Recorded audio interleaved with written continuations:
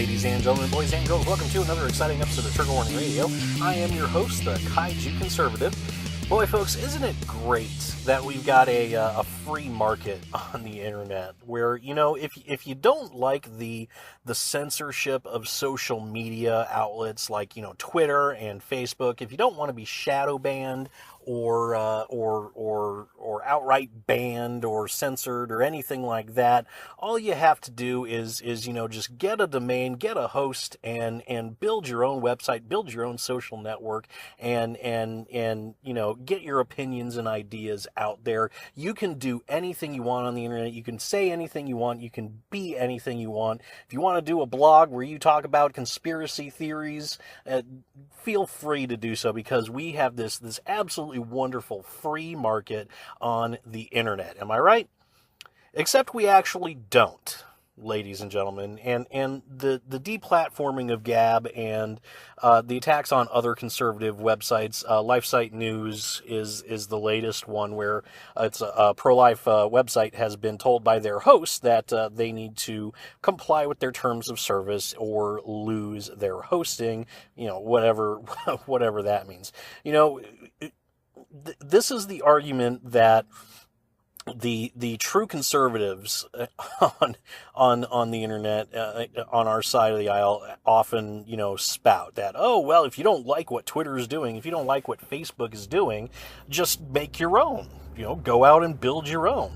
Well, Gab did that, ladies and gentlemen. Gab did exactly what the true conservatives out there, the free market cheerleaders, have always, you know, said to do. You know, they went out and they built their own social media network. They were able to grow it an insane amount in 2 years. I think at last count I heard, it was estimated there were over 800,000 users on Gab, which is, for a social media network that was barely 2 years old, that was quite the achievement. But it all came for naught. It was all for nothing, because we now have the left that has figured out that it can band together and put pressure on hosting companies and domain registrars and payment services to essentially deplatform and blacklist conservative thought. That's exactly what's going on here, ladies and gentlemen. It is free speech and conservative thought that is under attack on the internet, and this kind of thing is not possible in a free market, in a true free market. We don't have that on the internet, folks. If anything, these incidents have shown that we have a few companies, Google, Facebook, and Twitter being the biggest ones, that are able to exert enormous pressure and able to shut sites down. I mean, think about it. If Gab can be shut down, if InfoWars can be deplatformed, if Alex Jones can be banned from every social media platform imaginable, if sites like LifeSite News can find themselves in danger of being deplatformed, anybody can. Anybody out there, it's possible. It could happen to any one of us, ladies and gentlemen. Anybody who has a YouTube channel, anybody who has a blog, no matter how small, if you at any point espouse opinions that are not the liberal majority opinion, you are in danger of being deplatformed and being silenced. It's just the realities on the internet today, ladies and gentlemen. It's a far cry from what the internet was in the 90s or in the 2000s, or hell, even 5 years ago. Even during the heyday of Barack Obama's Hope and Change, Yes We Can, the internet was more free than it is today. You know, the true conservatives, they say, oh, just build your own, build your own, and you won't have to worry about censorship. Yeah, well, like I said, Gab has shown that that's not the case. So if we want to build our own networks, if we want to build our own websites, we are fast approaching the point, ladies and gentlemen, where not only do we have to build our own sites, but we have to build our own domain registrars, we have to build our own payment services, our own hosting. Hell, we're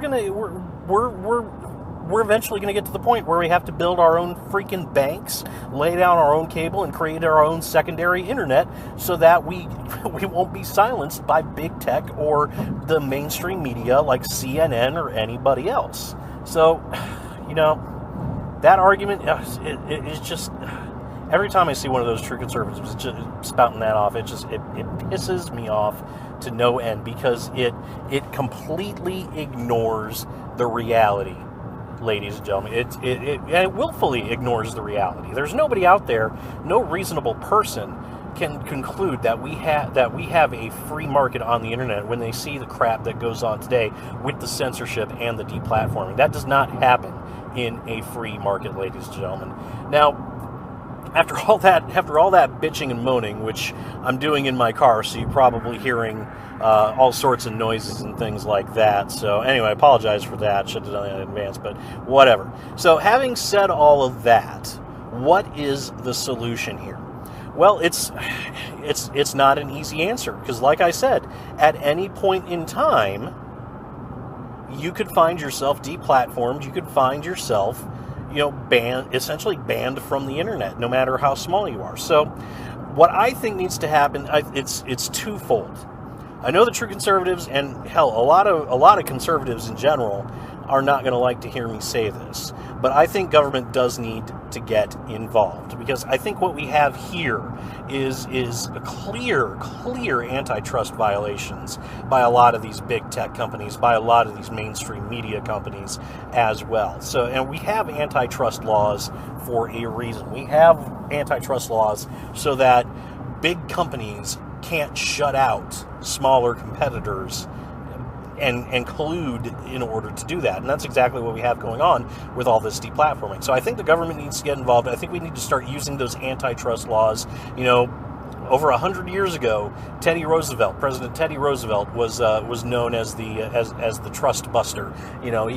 He took on these massive monopolies and ended up breaking a lot of them up. I think President Trump needs to do that same thing today. I think we definitely need Congress, and we definitely need the government to take a look at that and see what's going on with it. Not take over the internet or take over these companies or regulate them by saying they're utilities or anything like that. By any means, that is not the right way to go. But they do need to use the laws that we have on the books in order to ensure a fair and free market on the internet. Second thing that I think needs to happen here, folks, is, let's be honest, this big tech censorship is not going to stop until it comes back on big tech and ends up hurting them. I think what's going to happen is we're going to need to see a massive class action lawsuit against these big tech companies. I'm not talking, a couple of people getting together and suing for, being banned from Twitter or something like that. I think we're going to have something on the order of what we saw in the 90s against the tobacco companies, something that major that completely changes the face of the industry and really hurts these companies for engaging in this censorship. Because let's be honest, folks, they're doing it because it's not hurting. It's not hurting their bottom line, or at least some of these companies are doing it because it's not hurting their bottom line. Twitter and Facebook, they're completely taken over by social justice warriors, so they don't give a crap about profit. They could run their companies into the ground and be completely happy as long as it gets every single solitary conservative off the internet. I'm talking the smaller companies, these hosting companies, these domain registrars. These are companies that are going, a lot of them, I suspect, are going along with this because it is better for their bottom line. If they don't go along with it, they run the risk of being boycotted and having these companies come down on them. Better to get rid of these other sites and go along with the big tech companies than to make waves and potentially hurt their own bottom line. So I think that's what we're going to need to see. We're going to need to see some government intervention, some antitrust busting going on here, and I think we're going to need to see a massive lawsuit by many people, many individuals, many companies against these big tech companies. And there's got to be some enterprising conservative lawyer or law firm out there that would just jump at the chance like this in order to make a name for themselves. That's what I think is going to happen. Nothing is going to change until something major like that actually does happen.